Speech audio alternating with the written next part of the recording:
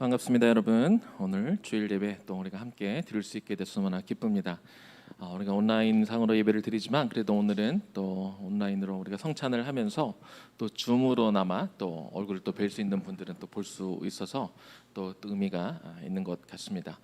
우리 지난 한 주간 우리 여름 잉글리시 캠프가 너무 은혜 가운데 마무리가 되었습니다. 정말 많은 분들이 오셔서 같이 참여했고 또 우에나무 교회 성도님들의 자녀들도 많이들 오셔서 함께 참여해서 너무나 기뻤습니다. 참 오랜만에 선교지에 와 있는 그런 느낌이 들었습니다. 우리가 영어로 진행을 했지만 또 아이들이 또 처음에 약간 어색해하기도 했지만 또 금방 적응하고 마음껏 찬양하고 마음껏 말씀 듣고 또 과학 실험이나 또 여러 가지 다양한 액티비티들을 통해서 참 아이들이 많이 하나님에 대해서 알았고 배웠고 경험하는 그런 시간들이었다고 각반 선생님들 그 카톡방을 통해서도 확인을 했고 저도 또 개인적으로도 많이 들었습니다. 여러분들 같이 기도해 주시고 참여해 주셔서 너무나 감사를 드립니다. 이 기회를 통해서 아이들이 더 깊이 하나님을 만나고 참여하는 그냥 좋았던 재밌었던 추억으로 끝나지 않고 아이들이 더 하나님 믿는 그 신앙 가운데 깊이 들어갈 수 있도록 우리가 계속 기도해 주시기를 부탁을 드립니다. 말씀드린 것처럼 이제 저희가 슬슬 좀 준비를 합니다. 이제 이곳이 카페가 되고 이제 교회가 3층으로 올라가는 그런 준비 과정들을 이제 조금씩 이제 시작하게 되었습니다. 여기서 일하실 이제 파티셰가 이제 정해졌고 또 저희가 3층에 어떻게 예배당을 만들지 이제 설계도 조금씩 진행이 되어가고 있는 그런 과정 중에 있는데요. 엘리베이터가 사용되고 승인이 나는 대로 그 작업들이 시작이 될 것 같습니다. 여러분들 기억해 주시고 새로운 하나님이 일하심을 우리가 기대하고 우리가 재건복원 갱신에 우리가 그 방향성을 가지고 가고 올 한 해 우리의 지경을 넓혀주시겠다고 약속하신 그 주님의 말씀에 따라 이 모든 것들이 이루어져 가고 있다고 그렇게 믿습니다. 우리 함께 기도해 주시면서 같이 동참해 주시기를 부탁을 드립니다. 오늘 우리 앞에서 기도도 하고 예고한 것처럼요. 오늘 성찬식을 이제 온라인으로 거행을 할 텐데 또 여기 계신 그 예배 스태프들은 또 현장에서 또 참여할 거고요. 우리 정희 목사님 나오셔서 인도해 주시고 같이 성찬을 거행하도록 하겠습니다.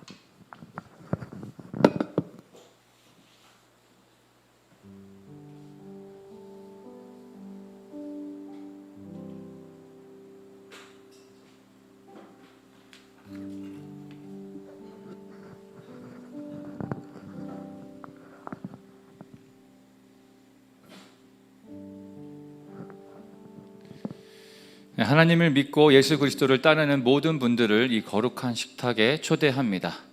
기존의 교회들은 세례받은 세례 교인이나 또 유아 세례를 받은 친구들이라 하더라도 자기 신앙 고백이 없기 때문에 참여할 수 없는 부분들이 있는데 우리 의회나무 교회는 모든 통로를 조금 더 넓게 열어서 예수 그리스도를 고백하기 원하고 또 바라보기 원하고 따르기 원하는 분들과 또 부모님의 지도하에 함께 성찬 예식에 우리 다음 세대들도 함께 참여할 수 있도록 그렇게 권고드리고 있습니다.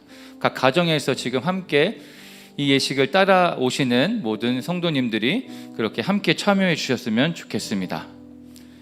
이것을 행하여 나를 기념하라 하신 주님의 말씀을 우리가 지키고 기억하며 성찬 예식을 진행하도록 하겠습니다. 준비된 준비된 그 빵을 먹으며 예수님만이 우리의 생명의 떡이십니다. 우리 생명의 빵이십니다라고 고백하고 잔을 마시며 포도주를 마시며 나를 구원하시기 위해 흘리신 예수님의 보혈을 기억하고 감사드리는 시간을 갖도록 하겠습니다. 사람이 자기를 살피고 그 후에야 이 떡을 먹고 이 잔을 마실지니 고린도전서 11장 28절 말씀. 아멘. 성찬식에 앞서서 먼저 우리 각자의 자신을 살피고 돌아보는 시간을 좀 가졌으면 좋겠습니다. 이 시간 나의 죄를 고백하고 정결케 되기 원하는 마음과 겸손한 마음으로 주님의 은혜를 간구하며 나의 모습을 주님 앞에 하나님 내가 연약하기 때문에 주님이 더 필요합니다라고 고백하면서 함께 우리 자신을 돌아보며 주님 앞에 잠시 기도하며 나아갔으면 좋겠습니다. 함께 기도하겠습니다.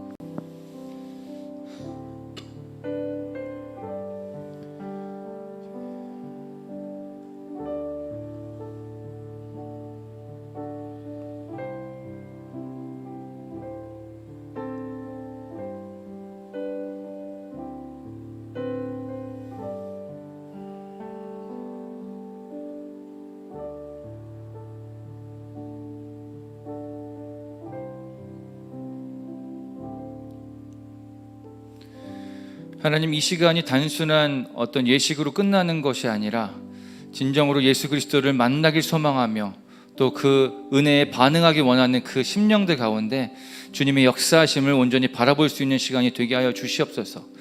우리는 연약합니다. 우리는 죄인입니다. 그래서 주 예수 그리스도가 더욱더 필요합니다. 그 마음 가운데, 이 연약함 가운데 찾아오셔서 우리 안에 역사하여 주시옵소서. 감사드리며 예수 그리스도의 이름으로 기도합니다. 아멘. 내가 너희에게 전한 것은 주께 받은 것이니 곧 주 예수께서 잡히시던 밤에 떡을 가지사 축사하시고 떼어 이르시되 이것은 너희를 위하는 내 몸이니 이것을 행하여 나를 기념하라 하시고, 우리가 각자 가정에서 그 준비한 그 빵은 예수 그리스도의 몸입니다. 그 예수님의 몸을 상징합니다. 빵을 쪼갤 때, 빵을 반으로 나눌 때 나오는 그 부스러기처럼 예수님의 몸도 못에 찔리고 창에 찢기셨습니다. 이 빵을 먹을 때 우리의 죄를 위해 대신 예수님께서 고난을 당하셨다라는 것과 그 희생이 우리에게 영원한 생명을 가져다 주셨다라는 것을 기억하시기를 바랍니다. 각 가정에서는 이제 인도자분께서 빵을 들어서 제가 앞에서 하는 것과 동일하게 함께 진행해 주셨으면 좋겠는데요. 빵을 받은 사람은 다 모든 사람들이 받을 때까지 기다려 주셨다가 함께 먹도록 하겠습니다.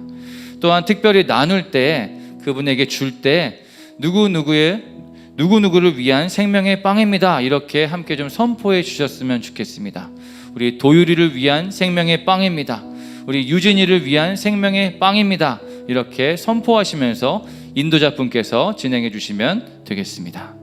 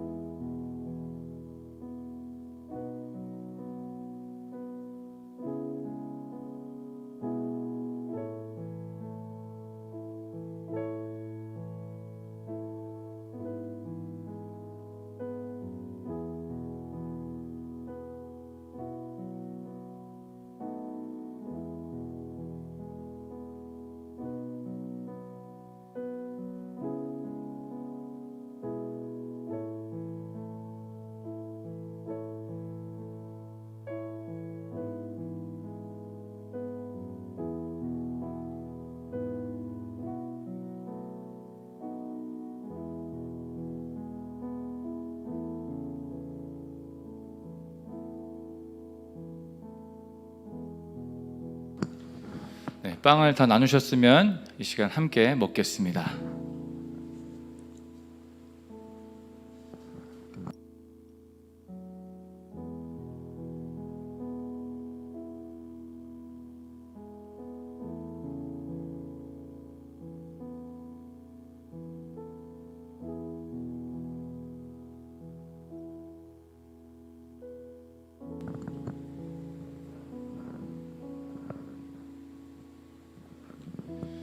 식후에 또한 그와 같이 잔을 가지시고 이르시되 이 잔은 내 피로 세운 새 언약이니 이것을 행하여 마실 때마다 나를 기념하라 하셨으니, 포도주는 예수님의 피를 상징합니다. 예수님의 피는 새로운 약속을 의미합니다. 예수님의 죽음과 부활이 우리를 다시 살리셨습니다. 이 잔을 마시라, 이는 죄사함을 얻게 하려고 많은 사람을 위해 흘린 새 언약의 피니 이를 행할 때마다 나를 기념하여라. 나의 행위가 아닌 오직 예수 그리스도의 피로 인해 내가 정결케 됨을 기억하시기를 바랍니다. 마찬가지로 각 가정에서 인도자께서 미리 준비하신 포도주를 함께 나누는 시간을 갖도록 하겠습니다. 이 잔은 누구누구를 위한 예수님의 새 언약입니다 라고 함께 선포하면서 잔을 나누도록 하겠습니다.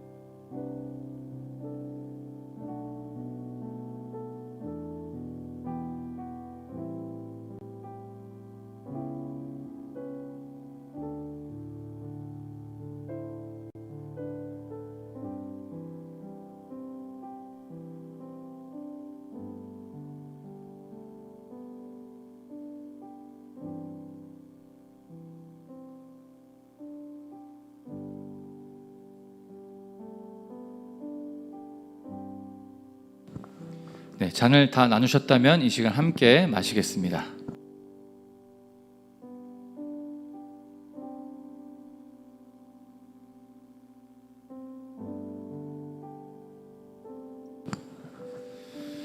다 같이 찬송가 436장 나 이제 주님의 새 생명 얻은 몸 함께 찬양하시겠습니다.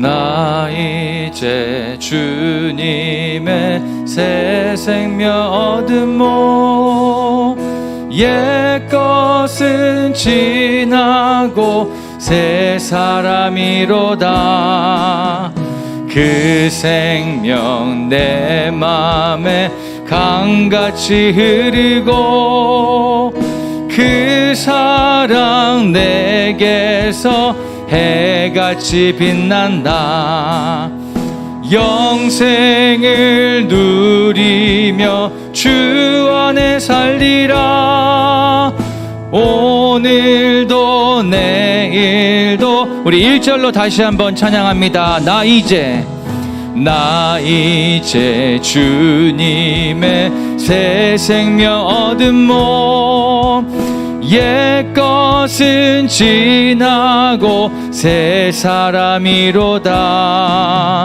그 생명 내 맘에 강같이 흐르고 그 사랑 내게서 해같이 빛난다 영생을 누리며 주 안에 살리라 오늘도 내일도 주 영생을 누리며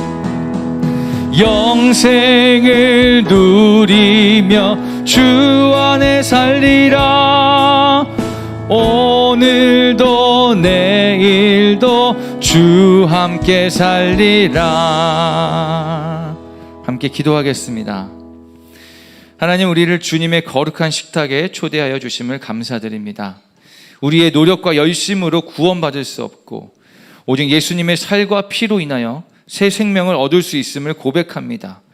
우리가 날마다 십자가를 바라보며 주의 은혜를 경험하게 하여 주시옵소서. 또한 이 은혜를 주변에 믿음이 없어 세상에서 방황하는 사람들에게 담대히 나눌 수 있기를 원합니다. 그래서 함께 복음을 누리고 하나님의 나라를 바라보며 살아갈 수 있도록 도와주시옵소서. 우리와 함께 하시고 주님의 거룩한 식탁에 초대하여 주신 주님을 찬양하며 예수 그리스도의 이름으로 기도했습니다. 아멘.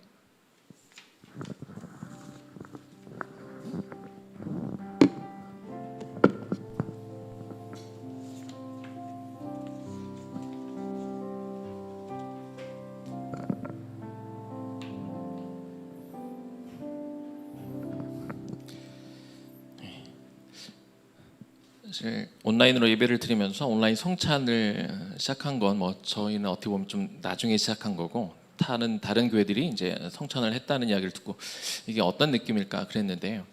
또 가정에서 또 가정별로 준비하고 이렇게 같이 마음을 모아서 같이 할 수 있다는 게 또 거기에 큰 의미가 있는 것 같습니다. 너무 은혜롭게 또 저희 목사님 잘 인도해 주셔서 감사합니다. 오늘 말씀의 역사라는 주제를 가지고 사도행전 19장 8절에서 11절까지 말씀 우리 같이 보도록 하겠습니다. 사도행전 19장 8절에서 11절 말씀 오늘 유희가 또 읽어주는 그 말씀 잘 읽고 잘 또 듣도록 하겠습니다. 바울이 회당에 들어가 석 달 동안 담대히 하나님 나라에 관하여 강론하며 권면하되 어떤 사람들은 마음이 굳어 순종하지 않고 우리 앞에서 이 도를 비방하거늘 바울이 그들을 떠나 제자들을 따로 세우고 두란노 서원에서 날마다 강론하니라. 2해 동안 이같이 하니 아시아에 사는 자는 유대인이나 헬라인이나 다 주의 말씀을 듣더라. 하나님이 바울의 손으로 놀라운 능력을 행하게 하시니. 사도행전 19장 8절에서 11절 말씀. 아멘. 아멘. 우리가 또박또박 하나님의 말씀을 잘 읽어주셨습니다. 현재 바울의 3차 선교 여행이 진행 중입니다. 3차 선교는 에베소 중심의 그런 사역이었습니다. 바울이 선교할 때마다 항상 하나님의 말씀을 전파하고 하나님의 말씀이 메인이 되었지만 에베소 선교는 특히 더 하나님의 말씀이 중요한 선교였습니다.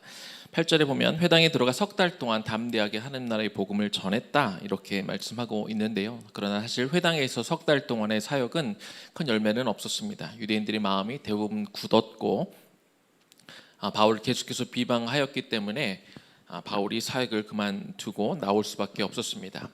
회당에서 나와서 이제 바울은 두란노 서원으로 자리를 옮겨서 또 날마다 하나님의 말씀을 전하게 되는데요. 그 결과 오늘 보면 10절 말씀처럼 2해 동안 이같이 하니 아시아에 사는 자는 유대인이나 헬라인이나 다 주의 말씀을 듣더라. 2년, 정확하게는 2년 3년, 또 어떤 데는 3년이라고 되어 있는데 또 연수로만 치면 이 3년의 그 시간 동안 바울이 하나님의 말씀을 열심히 전했을 때 이 유대인이든 헬라인이든 그 말씀을 듣게 되었고요. 그리고 20절 말씀 나중에 또 저희가 나누겠습니다만 결론적으로는 주의 말씀이 힘이 있어 흥왕하여 세력을 얻었다라고 할 만큼 에베소 선교 가운데 하나님의 말씀을 전하는 것이 큰 사역이었고 여기에 큰 열매가 있음을 우리는 볼 수 있습니다.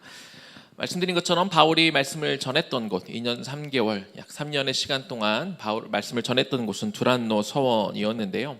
사도행전의 내용을 기록하고 있는 성경은 아니지만 어떤 같은 내용을 담고 있는 사본에는 이런 내용이 있는데 바울이 오전 11시부터 오후 4시까지 두란노 서원에서 매일 강론을 했다고 합니다. 그 시간은 날이 너무 더운 시간이라서 팔레스타인 지역의 사람들이 잠을 자거나 좀 쉬는 그런 시간이라고 하는데 오전에는 바울이 아마 텐트 만드는 일들을 했고 그 쉬는 시간을 이용해서 계속해서 말씀을 전했습니다. 나중에 밀레도에서 자신이 섬겼던 에베소 교회 장로들을 만났을 때 과거 에베소 사역을 이렇게 뒤돌아보며 사도 바울이 장로님들에게 이렇게 한 얘기가 있습니다. 사도행전 20장 31절에 일어나 내가 3년이나 밤낮 쉬지 않고 눈물로 각 사람을 훈계하던 것을 기억하라. 그만큼 그는 눈물로 하나님의 말씀을 밤낮 없이 에베소 교회 사람들에게 전했던 것을 우리가 알 수 있습니다.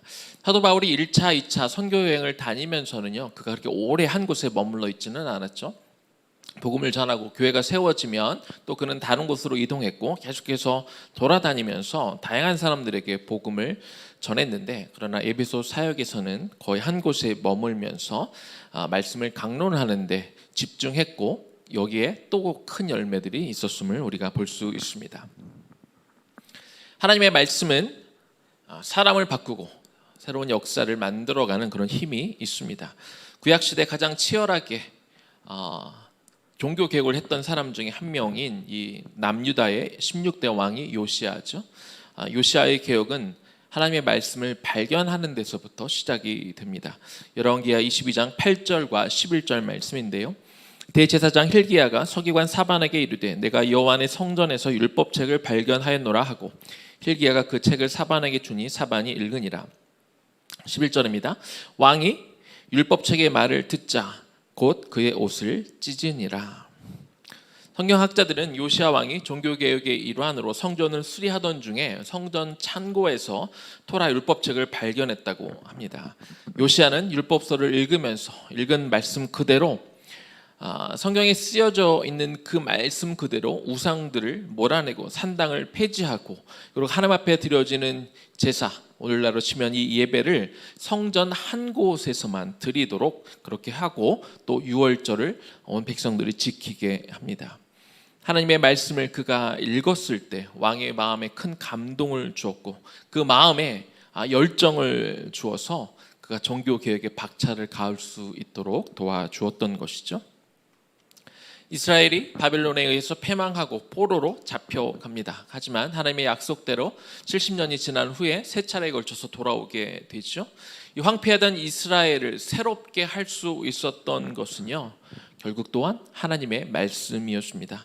학사 에스라가 2차 바벨론 포로기 때 같이 돌아와서 그가 이스라엘의 종교 개혁을 했는데 종교 개혁을 한 가장 큰 내용 중에 하나는 말씀을 다시 선포하는 것입니다. 이 내용을 담고 있는 느헤미야 8장 4절에서 9절까지 중에 제가 몇 부분만 좀 읽겠습니다. 때 학사 에스라가 특별히 지은 나무 강단의 섬에 학사 에스라가 모든 백성 위에 서서 저희 목전에 책을 펴니 책을 펼 때 모든 백성이 일어서니라. 하나님의 율법책을 낭독하고 그 뜻을 해석하여 백성으로 그 낭독하는 것을 다 깨닫게 하매 백성이 율법의 말씀을 듣고 다 우는지라. 이것이 말씀의 능력입니다. 하나님의 말씀이 그대로 선포되자 사람들에게서 반응이 일어나는 것이죠. 자신들의 죄를 회개하고 돌이키고 자신들의 가득 찬 욕심들을 벗어버리고 하나님 앞에 온전히 서게 되는 것입니다. 종교 개혁자들도 그랬습니다. 종교 개혁이 시작되던 그 시기에 루터는 파문을 당하죠. 그리고 그는 바르트부르크라는 성에 갇혀서 지냈는데요. 그때 그가 한 아주 위대한 일이 있습니다. 성경이 당시에는 히브리어와 헬라어로만 기록이 되어 있었던 신구약 성경을 독일어로 바꾸는 번역하는 일을 했습니다. 종교개혁이 정말로 빛을 발했던 순간은 종교개혁가들이 어떤 교리를 바꾸었을 그것도 중요하지만 사제들만 접근할 수 있고 사제들만 읽고 해석할 수 있었던 그런 성경이 각 나라어로 번역이 되어져 이제 성도들이 직접 성경의 말씀을 읽을 수 있고 묵상할 수 있게 되었을 때 그것이 종교 개혁에 가져온 진짜 힘이고 진짜 그 정신이 발휘되었다고 할 수 있을 것입니다. 그 종교 개혁 이전까지의 예배는요. 말씀 중심의 예배가 아니었습니다. 성만찬이 너무나 중요하지만 그것 위주의 예배였습니다. 성도들은 성경을 스스로 읽을 수가 없었고 교회에서 사제가 라틴어로 들려주는 이해할 수 없는 하나님의 말씀 그리고 이해하지 못하는 찬양만 그들은 들었습니다. 루터조차도 그가 수도원에 들어갔을 때 처음으로 성경책을 접할 수 있었다고 합니다. 종교개혁자들은 그래서 예배 때 다른 것보다 말씀을 읽어주고 말씀을 해석해주고 그래서 우리가 어떻게 살아야 되는지 말씀을 강론하는데 가장 우선을 두었다고 합니다. 사랑하는 여러분, 말씀에 힘이 있습니다. 하나님의 말씀이 있는 그대로 선포되어지고 그 말씀대로 살아가려고 하는 곳에 역사가 일어납니다. 그러면 오늘 본문을 통해서 하나님의 말씀이 가져온 세 가지 역사를 좀 나눠 보고자 합니다. 말씀의 역사는 첫 번째는요, 선교와 부흥이 일어났습니다. 오늘 10절 다시 한번 읽습니다. 아시아에 사는 자는 유대인이나 헬라인이나 다 주의 말씀을 듣더라. 오늘 본문 아까 3차 여행 중이라고 말씀을 드렸지만 이 에베소를 비롯한 소아시아 지역은 바울이 원래는 2차 때 가려고 계획을 했던 곳입니다. 그런데 성령이 갑자기 인도하셔서 유럽으로 발걸음을 옮기셔서 빌립보로 가게 되었죠. 그래서 빌립보를 시작으로 데살로니가, 베레와, 아덴, 고린도에 가서 사역을 했습니다.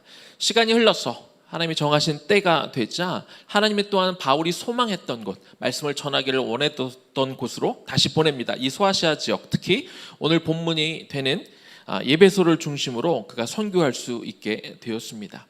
바울은 대부분의 시간을 말씀드린 것처럼 두란노 서원에서 말씀을 가르치면서 보냈는데 그가 예배소 지역에만 머물렀지만 도리어 그가 말씀 전하는 사역을 통해 복음이 더 많은 곳에 흩어지는 것을 우리는 알게 됩니다. 골로새서 1장 7절 말씀인데요. 이와 같이 우리와 함께 종된 사랑하는 에바브라에게 너희가 배웠나니 그는 너희를 위한 그리스도의 신실한 일꾼이요.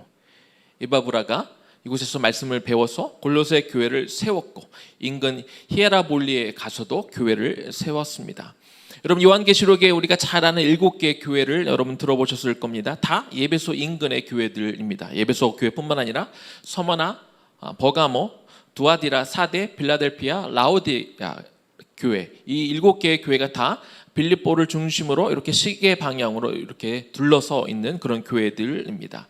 바울이 이곳에 직접 가서 복음을 전한 게 아닙니다. 그곳에 가서 교회를 세운 것이 아닙니다. 그는 그저 두란노 서원에서 말씀을 가르쳤을 뿐인데 사람들이 복음을 듣고 회심하고 그 마음이 뜨거워져서 사람들이 각 지역으로 흩어져 그곳에서 예수님의 복음을 전하고 사람들이 모였고 여러 곳에 교회들이 세워진 것을 볼 수 있습니다.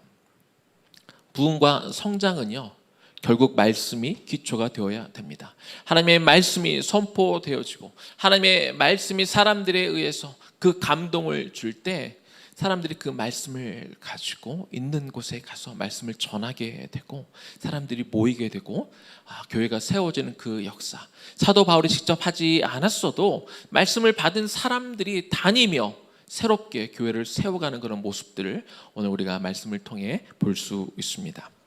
두 번째, 말씀의 역사는요, 놀라운 기적들이 일어난다는 겁니다.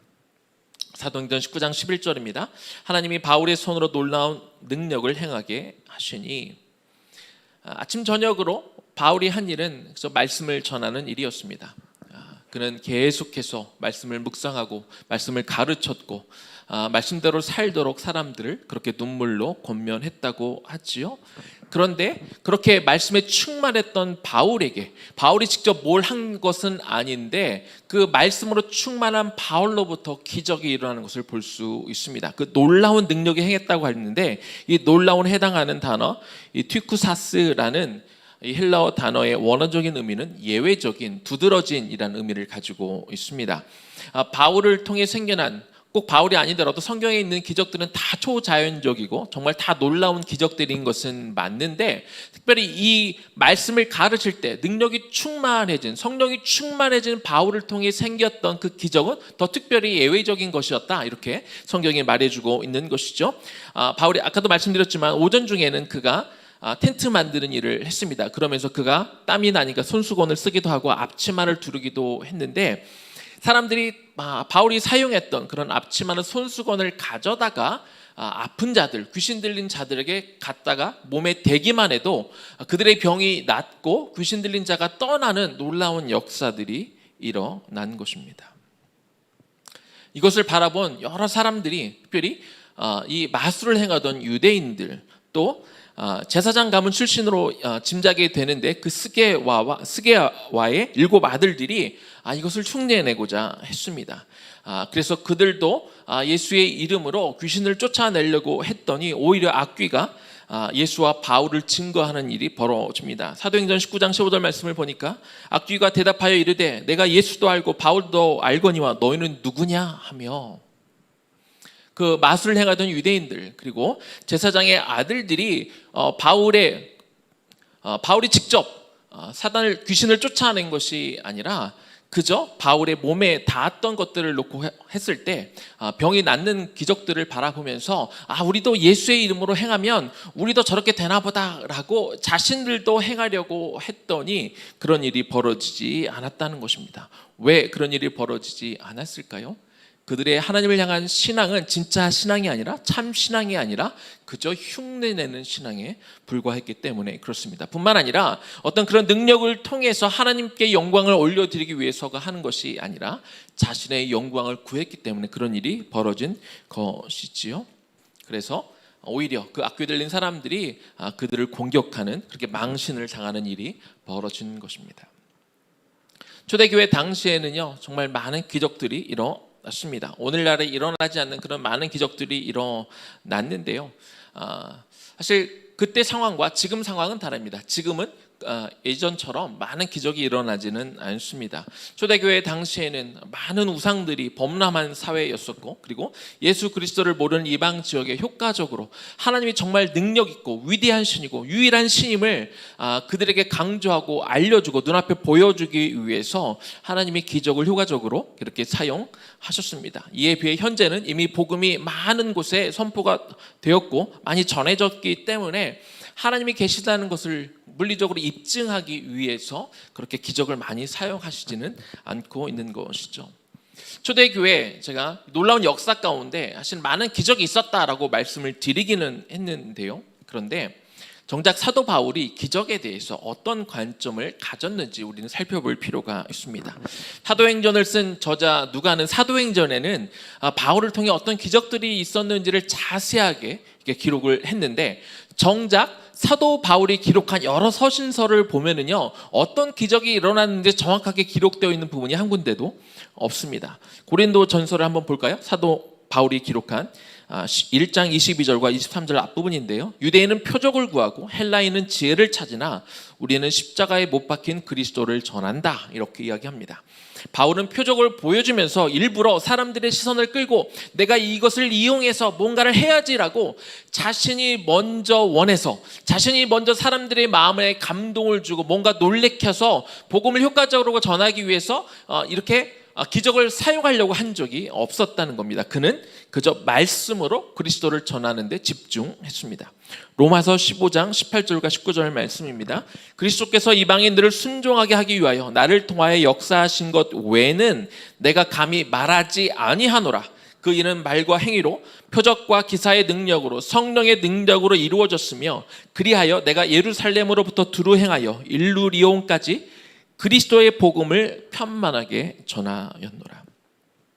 바울은요, 자신을 통해 일어난 기적에 대해서 이것을 그냥 성령의 능력이었다라고만 그렇게 아주 간단하게 이야기합니다. 어떤 놀라운 일들이 있었는지 저 같으면 막 구체적으로 다 이게 열거하면서 이게 성령의 능력이라고 말하면서 은근히 자신도 조금 드러내고 싶은 마음이 있었을 것 같은데 사도 바울은 그러지 않은 거예요. 그죠? 성령의 역사가 있었을 뿐이다. 그렇게 말을 합니다. 그러면서 자신은 그리스도의 복음을 편만하게 전하는데 그저 애썼다, 그렇게 힘썼다라고 그렇게 오히려 말씀을 더 강조하는 것을 볼 수 있습니다. 우리가 구약시대를 보면 정말 수도 없는 기적들이 일어나죠. 이스라엘 백성들만큼 그렇게 많은 기적을 체험한 백성들이 있을까요? 그러나 그들이 기적이 체험하면 그들의 삶이 바뀌던가요?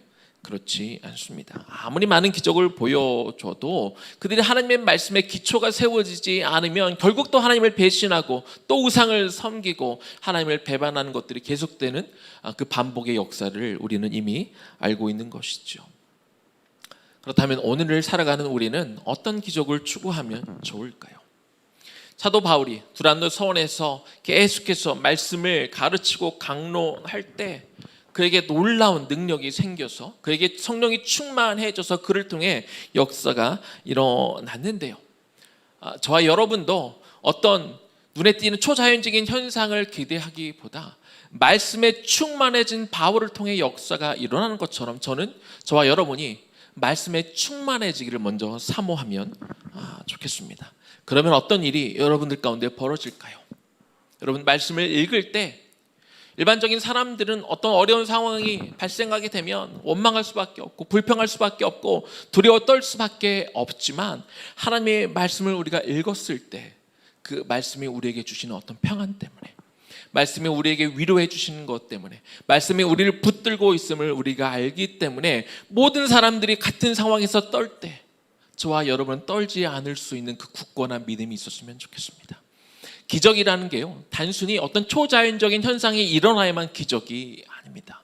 남들과 다르게 반응할 수 있을 때, 남과 다르게 생각할 수 있을 때, 남들과 다르게 우리 마음의 평안과 굳건히 우리가 심지를 가지고 나아갈 수 있는 것, 이런 것 또한 우리가 일상생활 가운데 매일 말씀을 통해 경험할 수 있는 초자연적인 기적이 되는 것입니다. 저는 그런 삶 가운데 소소한 기적들을 말씀을 통해 계속해서 경험할 수 있기를 주님의 이름으로 간절히 축원합니다. 세 번째 말씀의 역사는요, 사람들에게 변화가 일어난다는 겁니다. 사도행전 19장 19절입니다. 또 마술을 행하던 많은 사람이 그 책을 모아 가지고 와서 모든 사람 앞에서 불사르니 그 책값을 계산한 즉 은 5만이나 되었더라. 사도 바울이 전하는 그런 말씀들을 듣고 마술을 행하던 사람들이 감동을 받습니다. 그리고 나서 이 마술이 쓸데없는 것이고 이것이 중요하지 않다는 것을 그들이 알고 이제 마술 책들, 자신들이 공부하고 연구하던 그 책들을 다 모아서 다 불살렀다, 이렇게 기록하고 있는데 그 책값이 다 합치면 은 5만 양이다. 이는 노동자 5만 명의 일당이라고 할 수 있는데요. 그냥 하루 일당을 대충 한 5만 원이라고 잡으면 약 25억 원어치 책이 한꺼번에 불태워진 것입니다.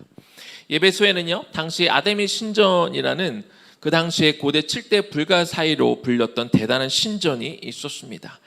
바울이 했던 이 말씀 사역에 의해서 그들이 말씀을 듣고 돌이키게 됐더니 어떤 일들이 벌어졌느냐, 그 아데미 신상을 만들어 팔아 수입을 올리고 있었던 그 은세공장이들이 장사에 큰 타격을 입을 만한 일들이 그곳에 벌어졌다는 것이죠. 요한 웨슬리가 밤마다 부흥회를 열고 말씀 사경회를 열었을 때 사람들이 거기에 말씀을 듣고 감동하게 되었을 때 근처의 극장과 술집이 문을 닫는 일이 벌어졌다는 그런 일화가 있지 않습니까? 그런 똑같은 일이 그 당시에도 일어났다는 것이죠. 바울은 두란노 서원에서 그가 다른 곳을 다니지 않고 오직 그곳에 앉아서 말씀 전하는 일을 힘썼습니다. 제자를 키우는 일에 힘쓴 것이지요. 그동안 2차례 전도 여행을 통해 그는 많은 소아시아와 유럽의 지역을 다니면서 복음을 전했던, 그것이 편하고 그것이 그가 좋아했던 일이지만, 그랬던 사람이 한 곳에 머물러 말씀을 전했다, 이것은 좀 쉽지는 않은 일이었을 것입니다. 그러나 하나님의 뜻에 따라 하나님의 말씀에 순종함으로 그가 한 곳에 머물러 계속 말씀을 전했더니 놀라운 일들이 벌어나는 것이죠. 사람들이 변하기 시작하는 것입니다. 그들이 오래 섬겼던 신을 버리게 되는 것이죠. 그들이 평생을 믿어왔던 어떤 가치관과 신념들을 다 내려놓는 일, 그렇게 실제로 사람들의 삶이 변화되어지는 것이 일어났다는 겁니다.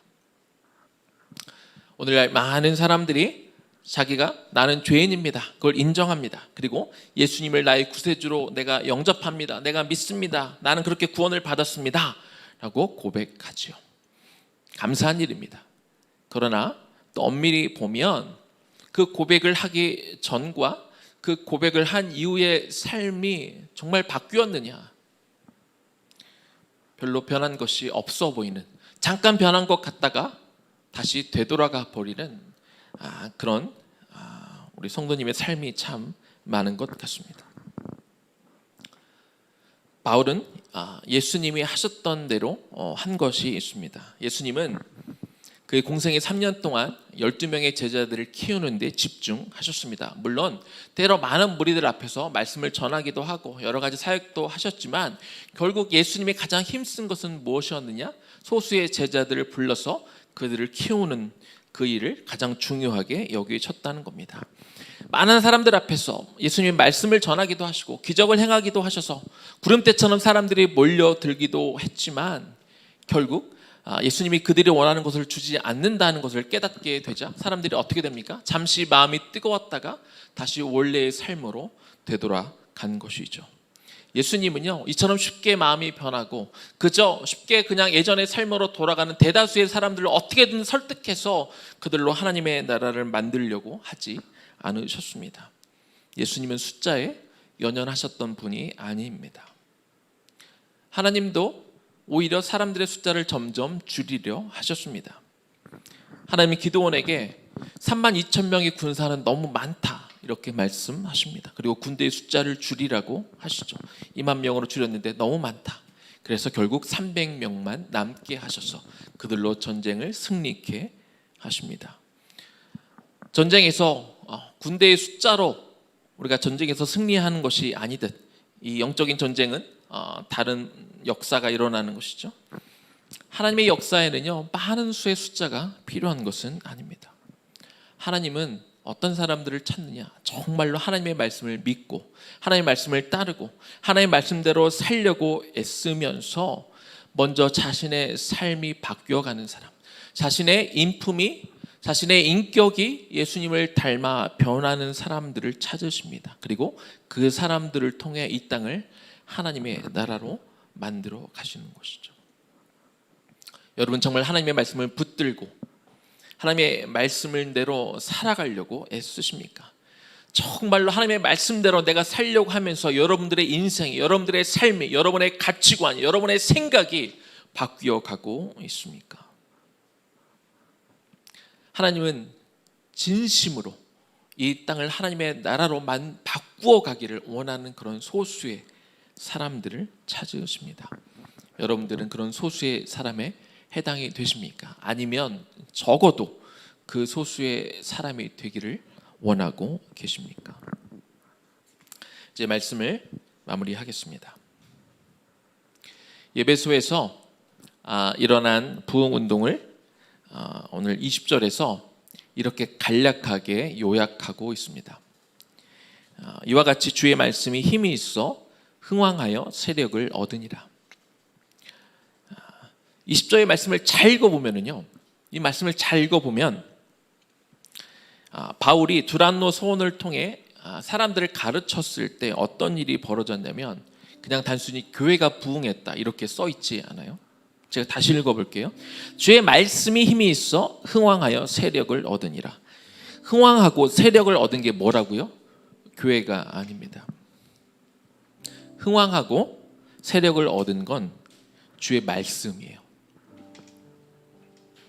다시 말하면 하나님의 말씀에 권위가 생겼다는 거예요. 그 에베소 지역 많은 이방신을 섬겨서 처음에 그들이 전했던 말씀, 예수님이 죽으시고 부활하시고 예수님이 우리 모두의 구세주가 된다는 그 말이 통용이 되지 않았습니다. 물론 복음 자체에는 힘이 있는데 통하지 않았던 시기가 있었는데, 사도 바울을 통해 두란노 서원에서 말씀이 계속 강론되어질 때 그들이 그 말씀을 받고, 그래서 그들의 삶이 바뀌어지고 그들이 정말 하나님을 위해 살아가고 오래 그들이 품었던 생각들을 버리고 그 인생이 바뀌어 갔더니 그들이 다른 지역으로 가서 전했던 그 복음의 말씀에 힘이 비로소 생겼다는 거죠. 하나님의 그 말씀, 예수님이 이 땅에 오셔서 우리 죄를 위해 죽으시고 부활하시고 다시 오실 것이라는 그 말씀이, 이제 사람들이 그 말씀을 무시하지 않는다는 겁니다. 그 말씀을 진지하게 들었다는 것이죠. 그 말씀을 받아들이게 되었다는 겁니다.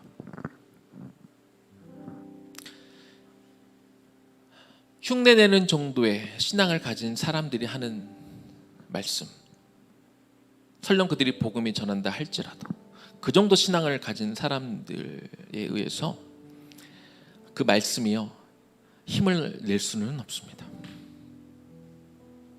그 말씀에 의해 내가 붙들려야 되고, 내가 그 말씀대로 살려고 치열하게 애써야 되고, 그래서 내 삶이 바뀌어야 되고, 내 인격이, 내 성품이, 내 말투가, 내 눈빛이, 나에서 풍겨지는 그 모든 것들이 바뀌어질 때, 그때 여러분이 전하는 하나님의 말씀이 흥왕하고 세력을 얻게 되는 것이죠.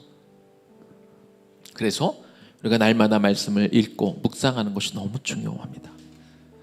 아무리 바빠도, 아무리 할 일이 많아도, 아무리 급한 일들이 많아도 내가 이 말씀을 붙들고 말씀 가운데 붙잡혀 내가 살아내지 못하고, 내가 말씀대로 내가 정말 그 말씀대로 지키려 살지 못하면 그 말씀이 나에게 힘을 낼 수가 없게 되는 것이죠. 정말 여러분들이 말씀을 붙들고 있는지 살펴보시고 내 삶이 변하고 있는지 돌이켜 보십시오. 여러분의 옆 사람들에게 물어보십시오. 내가 바뀌어 가고 있는지. 그래서 여러분들이 전하는 이 하나님의 말씀과 복음이 여러분들이 있는 곳에 무시당하지 않고 흥왕하여 세력을 얻어 하나님의 영광을 드러내는 삶을 사시기를, 그런 저와 여러분들 되시기를 주님의 이름으로 간절히 축원합니다. 오늘 말씀 기억하며 우리 주 말씀 향하여 우리 같이 찬양하고 기도하겠습니다.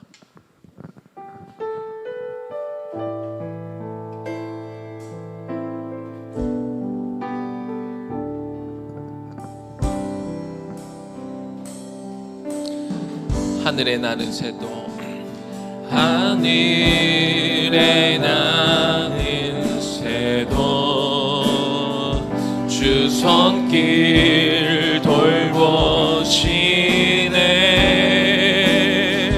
온 땅에 충만한 주 사랑으로 내 마음을 덮이소서. 주 나를 부르셨네. 주의 영광 위에 모든 사람 이끄소서. 주의 영광으로 주 말씀 향하여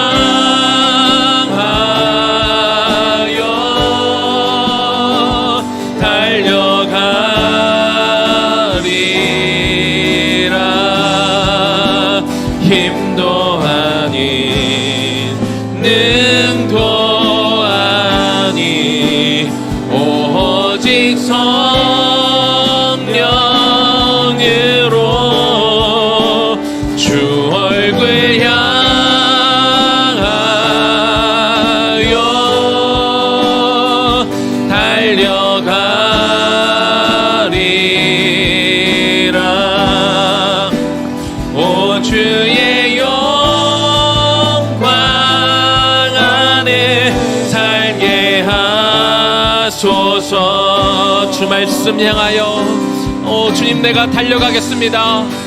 주 말씀 향하여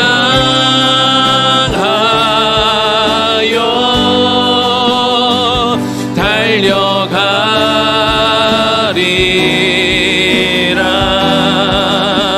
힘도 아니 능도 아니 오직 성령으로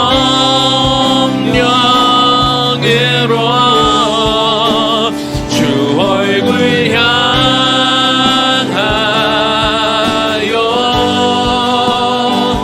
달려가리라.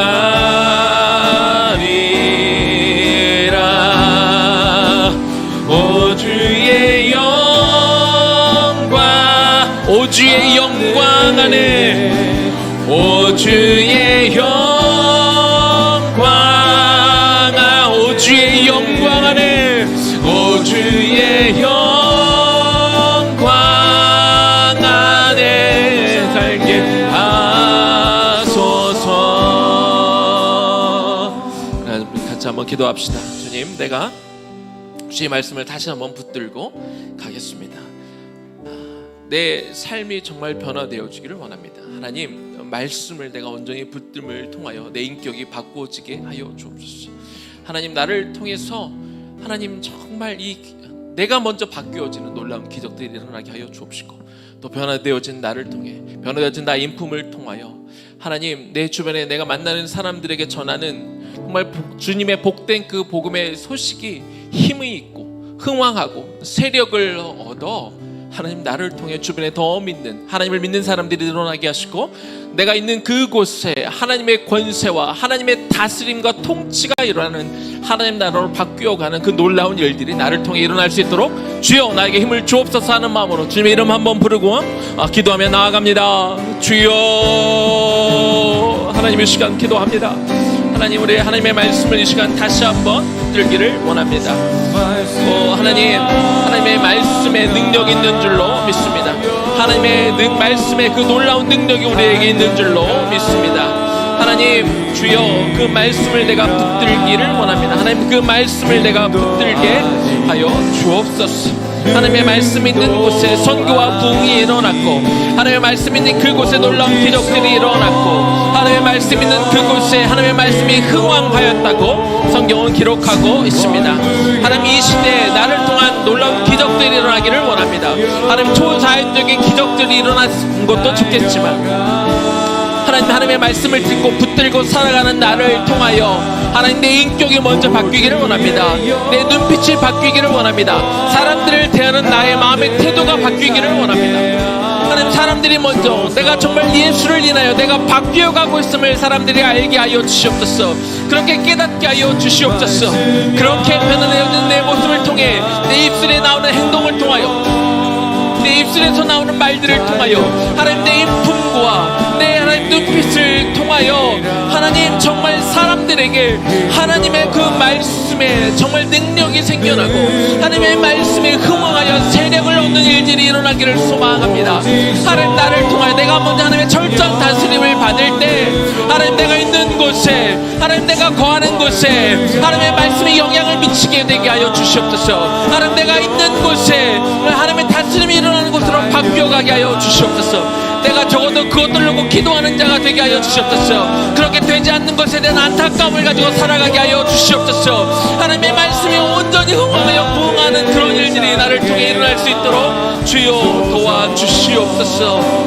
주 말씀 향하여 주님 내가 달려갑니다. 주 말씀 향하여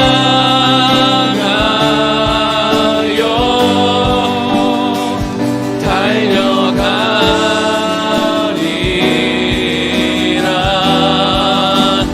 힘도 아닌 능도 아닌 오직 성령으로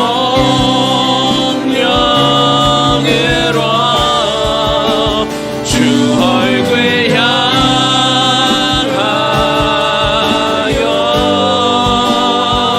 달려가리라.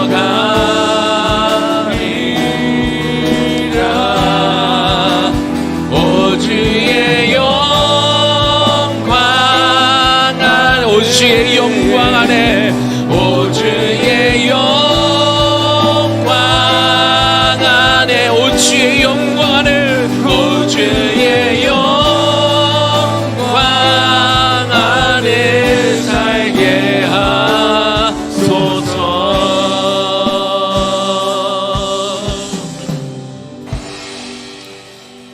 사도 바울이 3차 전도 여행 기간 가운데 전도 여행이긴 하지만 그런 대부분의 시간을 에베소에서 두란노 소원에서 말씀을 전하는데 온 힘을 쏟아 부었습니다. 그가 여러 곳에 다니지 않았음에도 사도 바울이 전한 말씀이 사람들에게 심겨졌고 그들의 실제적으로는 삶이 바뀌었고 예전에 그들이 가져왔던 가치관들을 버리고 생각들을 버렸을 때 그들이 먼저 바뀌었고 그들이 예배소 지역에 여러 교회들을 세우는 모습들을 바라봅니다. 하나님, 이 시대에 우리에게 그런 기적들이 일어나기를 원합니다. 초자연적인 기적들도 일어나면 좋겠지만 말씀이 나를 붙들어 말씀이 나를 움직이기를 원합니다. 하나님의 뜻대로 내가 살아갈 수 있도록. 이 세상에 많은 통용되어지는 것이지만 하나님의 진리와 어긋나는 것이 있다면 내가 기꺼이 그런 것들을 포기하고 내가 손해보는 길을 걸어갈 수 있는 힘이 그 말씀에서 나오기를 원합니다. 하나님, 그런 일상 속에서의 소소한 기적들을 내가 체험함을 통해 하나님, 우리의 인격이 바뀌고 우리의 말투가 바뀌고 나에서 풍겨지는 그런 것들로 인하여 하나님 살아계신 그 하나님의 놀라운 말씀이 나로 인하여 힘을 얻고 말씀이 흥왕하여 세력을 얻기를 소망합니다.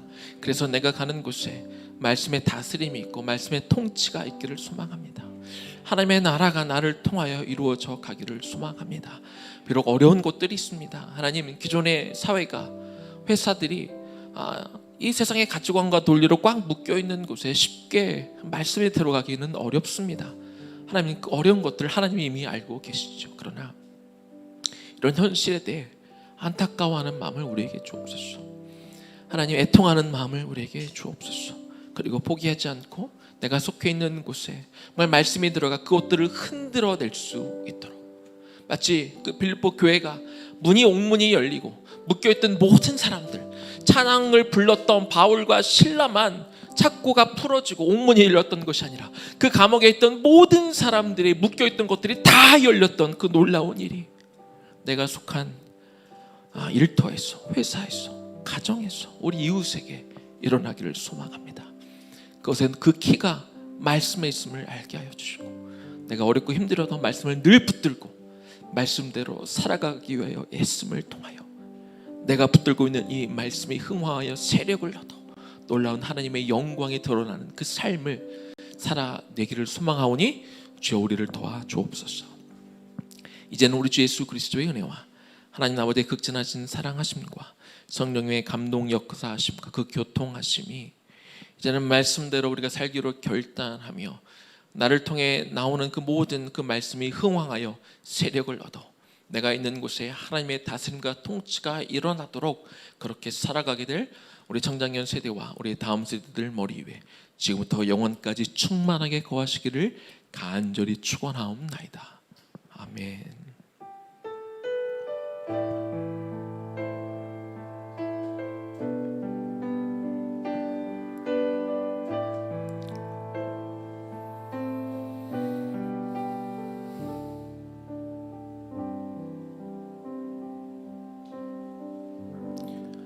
이번 한 주도 승리하는 한 주 되기를 축복합니다. 이제 5분 후에 여러분들 주일학교 시작하도록 하겠습니다.